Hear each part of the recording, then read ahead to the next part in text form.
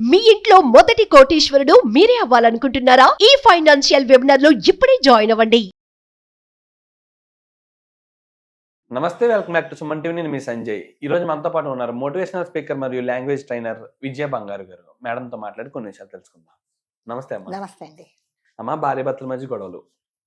ఇప్పుడు భార్య భర్తల మధ్య గొడవలు ఎందుకు వస్తున్నాయి, ఎలా వస్తున్నాయి, ఏ ఏ సందర్భాలు వస్తున్నాయి అనే గురించి మాట్లాడుకుందాం. అసలు గొడవలు అనేది రాకుండా ఉండాలి అంటే ఏం చేయాలంటారు వాళ్ళు? మీకు పెళ్ళయిందా? లేదమ్మా. లేదా? సో ఇంపార్టెంట్, అన్నీ నోట్ చేసి పెట్టుకోండి. జీవితంలో ఇలాంటి తప్పులు చేయకుండా ఎలా ఉండాలో మీకు ఫ్రీ అన్నమాట. Without any consultation you are getting so many topics. So భార్యాభర్తలు కంపల్సరీగా, అంటే పెళ్ళి కాకముందు వీళ్ళు ఎవరెవరో కదా, వీళ్ళెవరో వాళ్ళెవరో, వీళ్ళ సాంప్రదాయాలేంటో, వీళ్ళ పద్ధతులేంటో, వీళ్ళ కట్టుబాట్లేంటో, వీళ్ళ ఆహార అలవాట్లేంటో కదా, వీళ్ళ మాట ఏంటో, వీళ్ళ యాస ఏంటో మనకు తెలియదు. అట్లాగే ఇరువైపులా ఎవరి సాంప్రదాయం ఉంటుంది, ఎవరికి ఉంటుంది, ఎవరి పద్ధతులు ఉంటాయి, ఎవరి ఆహార అలవాట్లు వాళ్ళకు ఉంటుంది, ఎవరిది వాళ్ళకు ఉంటుంది. సో వీళ్ళిద్దరూ ఇరు కుటుంబాలు కలిసి అక్కడి నుంచి ఒక అమ్మాయి, ఇక్కడి నుంచి ఒక అబ్బాయి పెళ్ళి అనే పేరుతో ఒకే రూఫ్ కింద ఉన్నప్పుడు కంపల్సరీగా కొన్ని మిస్అండర్స్టాండింగ్స్ వస్తాయి. అది కంపల్సరీగా ఉంటుంది కదా.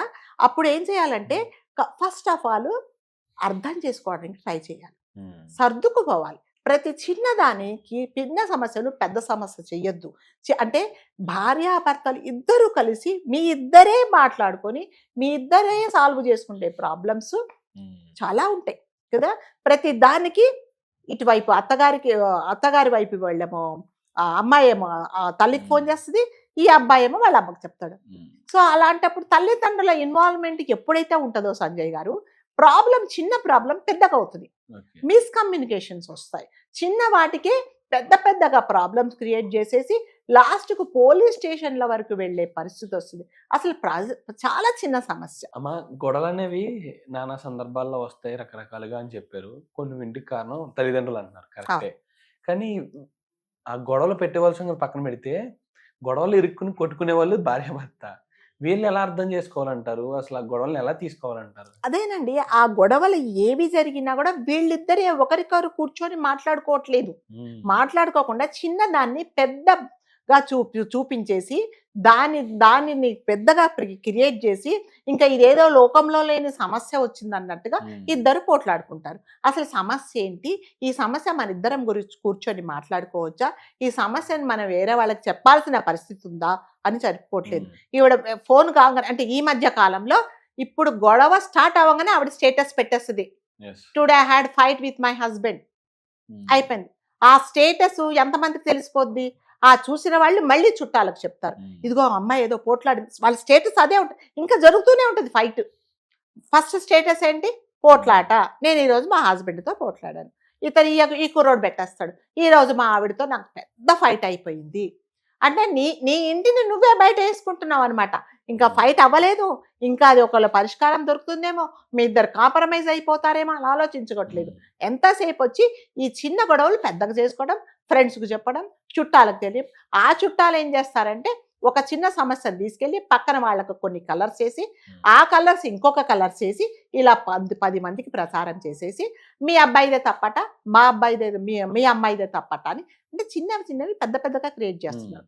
అంటే ఎవరైనా సరే అండి, భార్యాభర్త మరి ముఖ్యంగా అంటే పెళ్లికి ముందు ఎలా కట్న కానుకలు ఇవన్నీ ఎలా మాట్లాడుకుంటారో అట్లాగే ఒక ప్రామిస్ ఏం చేయాలంటే, మనం ఇద్దరి మధ్యలో ఎంత తగాదాలు ఉన్నా పిల్లల ముందు మనం పోట్లాడుకోకూడదు.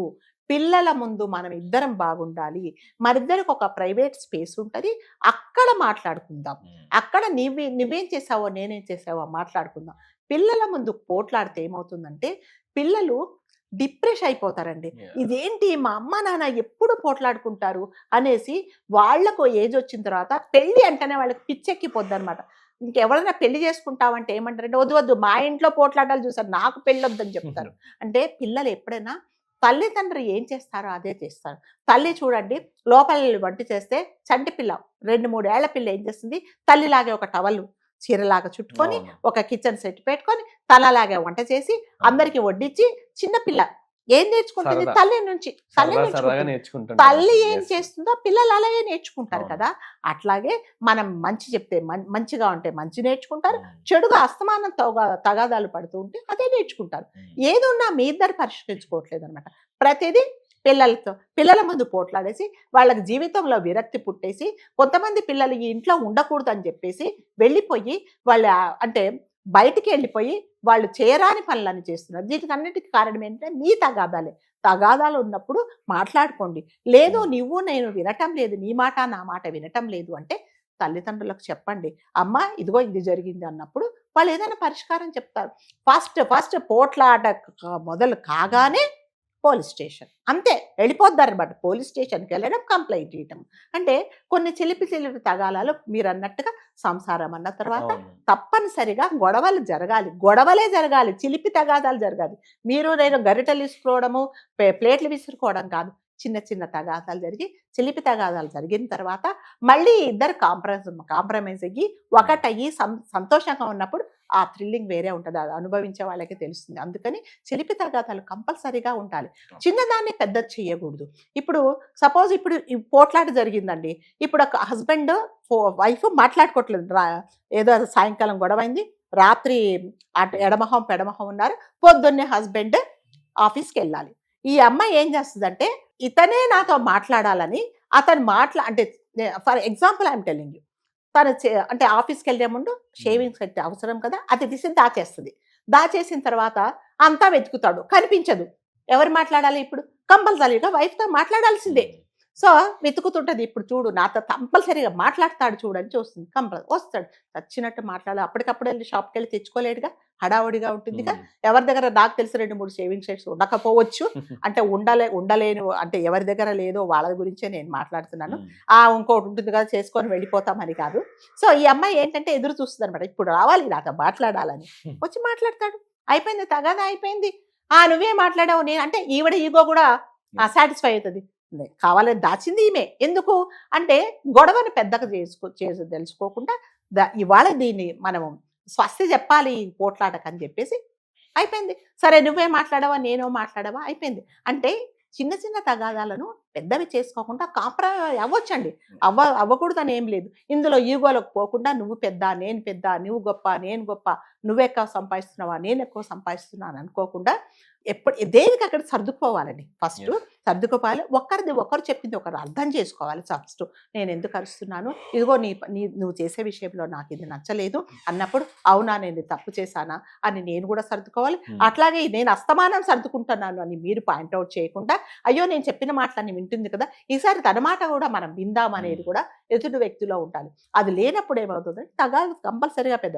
ఇంకా విచిత్రంగా వాళ్ళ పిల్లలకు పెళ్ళిళ్ళు అయిపోతే మనవాళ్ళు మనవరాళ్ళు ఉంటారు. ఇద్దరు పెద్దవాళ్ళు 50 ఏళ్ళు 60 ఏళ్ళు వచ్చిన తర్వాత కొట్లాడుకుంటారు. ఏం కొట్లాడుకుంటారు? పెళ్ళప్పుడు ఆ తగాదా జరిగింది కదా అది తీస్తారనమాట. అంటే పోట్లాడడానికి ఏదో ఒక రీజన్ ఉండాలి. సో తల్లి తండ్రి అనేవాళ్ళు ఎప్పుడైనా పిల్లలకు ఆదర్శంగా ఉండాలి.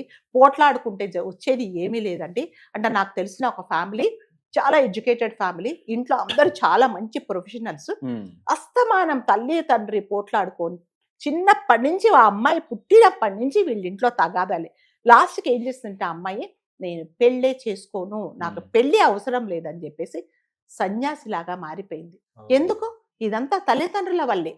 ఆమె చెప్పింది కూడా ఏమ్మా పెళ్ళి అమ్మా వద్దు, మీ పొద్దున్న లేసినప్పటి మీరే తగాదాలు, నాకు కూడా అలాంటి వాడే దొరుకుతాడేమో. ఎందుకంటే అమ్మాయి పాజిటివ్ థింకింగ్ ఉండట్లేదు. అస్తమానం తగాదాలు పడుతుంటే ఆమె నేను పెళ్లి చేసుకోవాలనే ధైర్యం చేయను, నాకు పెళ్లి వద్దని పెళ్లి మానేసిందండి. వీటన్నిటికి కారణం ఎవరు? ఇంట్లో వాతావరణం. సో ఎప్పుడైనా ఇంట్లో తల్లి తండ్రి చాలా మట్టుకు సాధ్యమైనంత వరకు కాంప్రమైజ్ అయ్యి సామరస్యంగా సమస్యలు పరిష్కరించుకోవాలి తప్ప ప్రతి దానికి చిన్నది పెద్దది చేసుకోదు. ఎస్ మీరు అన్నట్టుగా ఎప్పుడు పోట్లాడుకోవాలి, ఎప్పుడు ఒక ఫైనల్ నిర్ణయం తీసుకోవాలి అంటే ఇంకా ఈ పరిష్కారం దొరకదు. ఇంకా ఇతనితో నేను కలిసి ఉండలేను అంటే ఏదైనా డొమెస్టిక్ వైలెన్స్ జరిగినప్పుడు, లేకపోతే వైఫ్ కానీ హస్బెండ్ కానీ వేరే స్నేహాలుండి ఏదో అక్రమ సంబంధాలు ఉంటే అలాంటి వాటిని ఎవ్వరు ఎంకరేజ్ చేయరు. కంపల్సరీగా మీరు ఆ తాడో పేడో తెలుసుకోవాల్సింది. అట్లాగే పిల్లల్ని ఇల్ట్రీట్ చేసినా పిల్లల గురించి పట్టించుకోకపోయినా మీరు కంపల్సరీగా ఒక నిర్ణయం తీసుకోవాలి. అంతేగాని చిన్న మాటకు పెద్ద మాటకు ప్రతిసారి ఈరోజు 5ంటికి రమ్మన్నాను నేను రాలేదు, 7ంటికి వచ్చాడు, చలో పోట్లాట నేను వెళ్ళిపోతాను అంటే కాదండి. అవును. ఇది ఇప్పుడు ఒక చోట ఉద్యోగం చేస్తున్నప్పుడు నేను చెప్పిన టైంకి రావచ్చు, రాలేకపోవచ్చు. అవును. అవన్నీ అంటే ఒక వైఫ్ అండ్ హస్బెండ్ ఒక సంసారము చక్కగా సాభిగా జరగాలి అంటే సర్దుకుపోవటం అనేది చాలా ఇంపార్టెంట్. Yes. ఈ సర్దుకుపోవటం ఇరువైపులా ఉండాలి. నేను సర్దుకోవాలి, అటువైపు అతను సర్దుకోవాలి, అట్లాగే అతను సర్దుకోవాలి, ఆవిడే సర్దుకోవాలి. వీళ్ళతో పాటు కుటుంబంలో వాళ్ళు కూడా సపోర్ట్ చేయాలి. చిన్నదానికి పెద్దదానికి తల్లికి ఫోన్ వెళ్ళిపోతుంది, అదేంటి నువ్వు కూడా అతనితో పాటు సంపాదిస్తున్నావు, ఇంకా ఎక్కువ సంపాదిస్తున్నావు, వచ్చేయి అని తల్లి చెప్పేస్తుంది అనమాట. అయిపోయింది. అంతేగాని లేదులేమ్మా చిన్న తగాలు, నా విషయంలో కూడా అలాగే జరిగింది. చిన్న చిన్న తగాలు ఇవన్నీ సర్దుకుంటాయి, నువ్వు ఎక్కువ ఆలోచించకు దాని గురించి, సాయంకాలం వచ్చేస్తాడు, ఇద్దరు కాసేపు సరదాగా కూర్చోండి, అయిపోతుందని చెప్పట్లేదండి. వచ్చేయి, బయటకు వచ్చేసేయి, మేమున్నాం నీకు చూస్తాము. కానీ అలా చెప్పే తల్లిదండ్రులు జీవితాంతం పిల్లలు చూడలేదండి. ఎవరు ఉంటారా? ఇప్పుడు లేరు. పిల్లలకు 30 సంవత్సరాలు ఉంటే, నీకు 60 సంవత్సరాలు ఉంటే, ఇంకో 100 సంవత్సరాలు, ఇంకో 40-50 ఏళ్ళు బతకవు కదా. అప్పుడు పిల్లల్ని ఎవరు చూస్తారనేది తప్పకుండా తల్లి, మరి ముఖ్యంగా తల్లి ఆలోచించాలి. సో ఒక సజెషన్ ఏంటంటే, దయచేసి చిన్న సమస్యలను పెద్దగా చేసుకోకండి. అంటే ఏదైనా సరే భూతద్దంలో చూడకండి. చిన్న సమస్యే, దీనికి పరిష్కారం ఉంటుంది అనేది ఆలోచించుకొని సర్దుకుంటే ఏ కుటుంబంలో కూడా ఉండవు. మీరు పెళ్లి చేసుకుంటా కూడా ఇవన్నీ కంపల్సరీగా ఫాలో అవ్వండి. థ్యాంక్ యూ అమ్మా. Thank you so much.